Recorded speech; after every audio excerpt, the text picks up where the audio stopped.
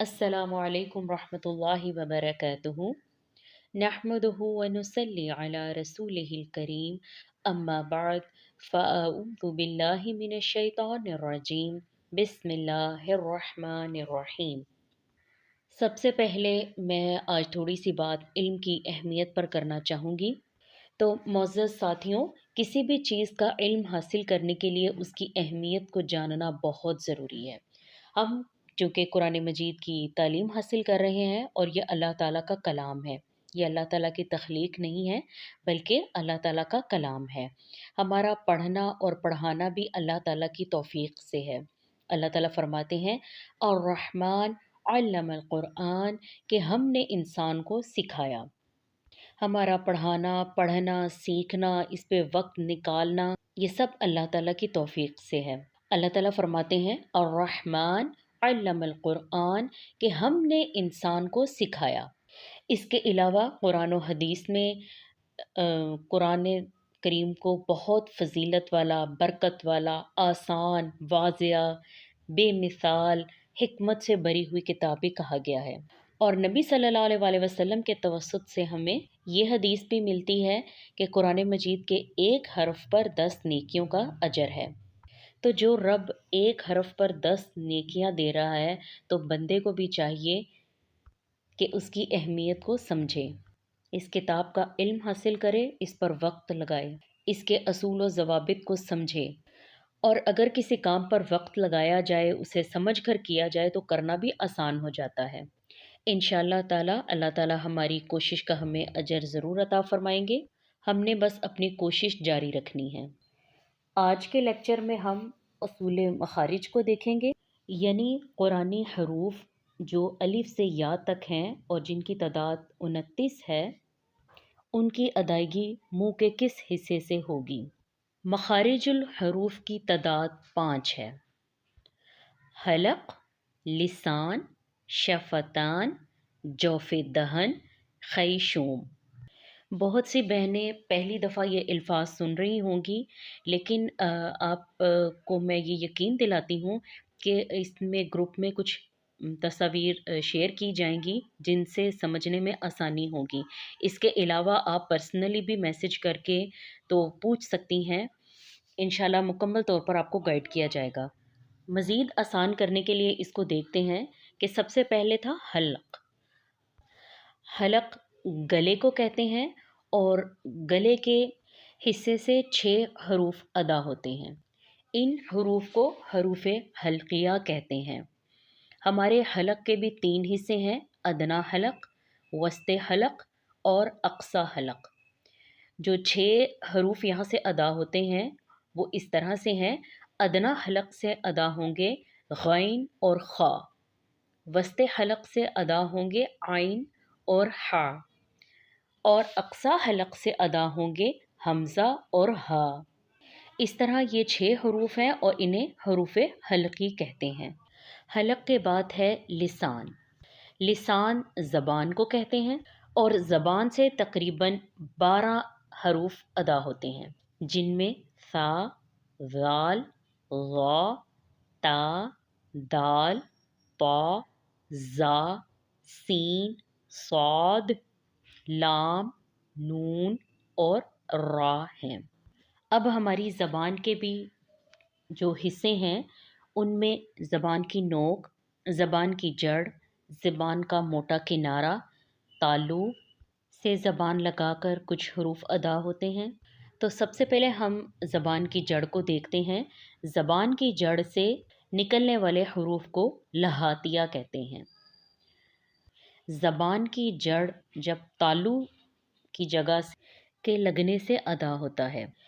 قاف موٹے حروف میں سے ہے اور اس کی ادائیگی میں ہونٹوں کو گول نہیں کرنا چاہیے، یعنی کہ اس کو واضح پڑھنا چاہیے، قاف، قوف نہیں، قاف۔ اور قاف کے مخرج سے ذرا منہ کی جانب سخت تالو سے قاف ادا ہوگا، اور کاف باریک حروف میں سے ہے۔ حروف لہاتیہ کے بعد حروف شجریہ۔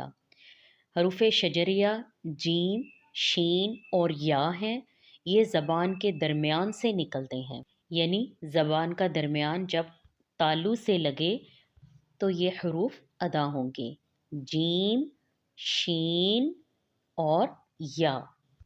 حروف شجریہ کے بعد حروف حافیہ۔ حروف حافیہ میں لفظ غاد بہت موٹا ادا ہوتا ہے، اور غاد کے لیے زبان کا حافہ یعنی کہ زبان کی کروٹ جب دائیں یا بائیں جانب اوپر والی 5 داڑوں سے لگے تو غاد ادا ہوگا۔ غاد کی ادائیگی دونوں طرف لگنے سے بھی ہو جائے گی اور ایک طرف داڑوں کو لگنے سے بھی ادا ہو جائے گا۔ غاد کو پڑھتے ہوئے بھی زبان اوپر کو اٹھے گی اور ہونٹوں کو گول نہیں کریں گے، اور نہ ہی اس میں زا کی آواز آئے، بزنگ ساؤنڈ نہیں ہوگی۔ اس کے بعد حروف طرفیہ۔ طرفیہ میں لام، نون اور را ہیں، یعنی طرف اللسان جب اگلے دانتوں کے جو اوپر کے دانت ہیں ان سے لگے تو ادا ہوں گے۔ لام، نون کی ادائیگی باریک ہوگی اور را موٹا پڑا جاتا ہے۔ اس کے بعد حروف نطعیہ ہیں۔ حروف نطعیہ میں تا، دال اور طا، ان حروف کی ادائیگی اوپر والے دانتوں کی جڑوں کے لگنے سے ادا ہوگی۔ تا اور دال باریک پڑھے جاتے ہیں، طا موٹے الفاظ میں سے ہے۔ حروف لثویہ۔ لثویہ میں سا، زال اور ظا 3 حروف ہیں۔ زبان کی نوک جب ثنایا علیہ کی جڑ سے لگے تو یہ حروف ادا ہوں گے۔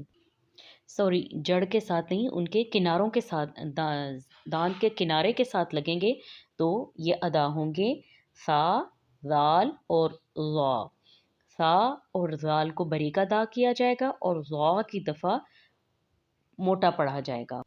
حروف صفیریہ سیٹی والے حروف ہیں، ان میں زا، سین اور صاد۔ صاد، زا اور سین زبان کی نوک جب ثنایا سفلی کے کنارے سے ٹکرانے کے ساتھ ساتھ ثنایا علیہ سے بھی لگے تو یہ حروف ادا ہوں گے۔ جیسے ہم اس کی مثال دیکھ لیتے ہیں: صاد۔